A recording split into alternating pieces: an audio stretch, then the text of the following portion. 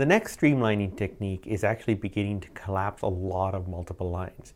You notice that when I was doing padding, I actually used padding left, padding right, padding top, padding bottom, or if I wanted to use an overall padding, I actually had to start with padding 25. So perfect example, I created my test right here. I'm going to create a test div.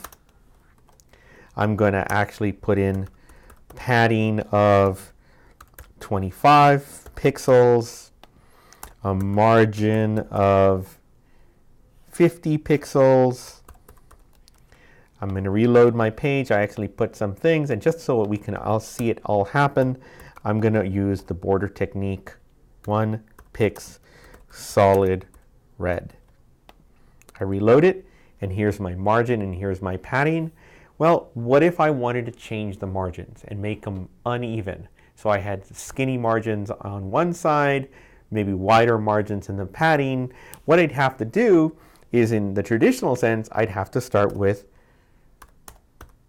padding left, padding top, padding bottom.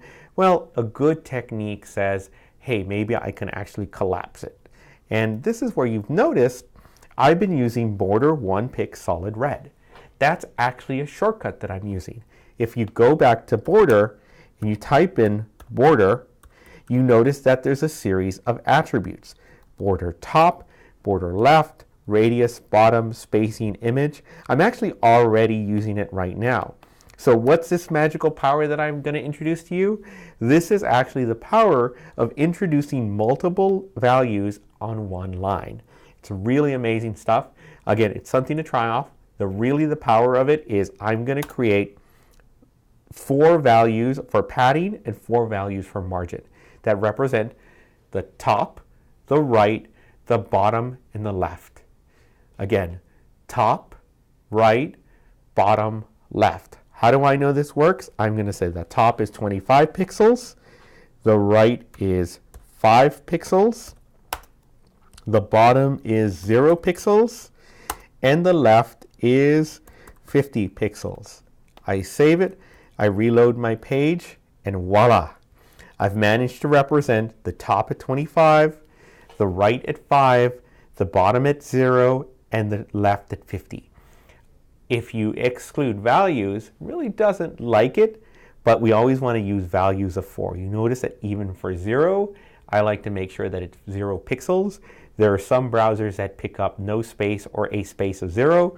I always like to make sure that it's 0 pixels. What if I wanted to do that to margin? I can go, let's say use 50. Let's say use a margin of 25 pixels, a bottom margin of 100 pixels, and a left-hand margin of 0 pixels. I come back here, and there you go. I've already created the margins.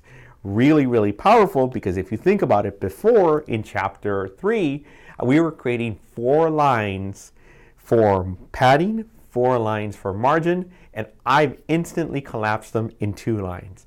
Really amazing stuff. I'm doing the same thing for borders. Really, this is an ability of collapsing. But also remember, one of the most critical things that drive people crazy, that where you first see arrows is top, right, bottom, left. These Cartesian coordinates, they're going pretty much clockwise. If you always remember clockwise, you'll always remember it. The next step is to begin to collapse the background. Right now we're using multiple ability. We're using images. We're using position. We could actually take the background image that we have here. Yeah, we've actually deleted already, but we'll use it. We'll recreate it and use URL. I'll find my URL here. Let's say I wanted to use an image. I'll say image.png. We're just going to use a fake one.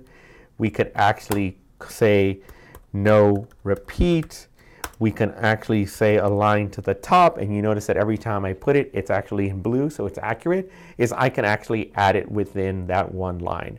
It's a really amazing and powerful, because one of the things that I'm doing here is I'm actually giving consolidation. I would have had to do background dash image for the URL.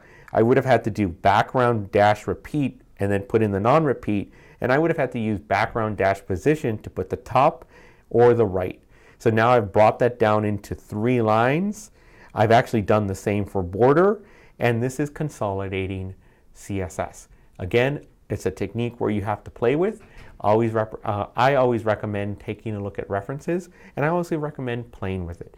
Again, the most important thing as you're working on this, as you're tweaking things, keep the individual lines, and as you're cleaning up, consolidate them down. It'll make your life easier, and it'll also, if they're actually not consolidated down, as you're tweaking with your styles, as you're tweaking your margins, it makes it really, really easy.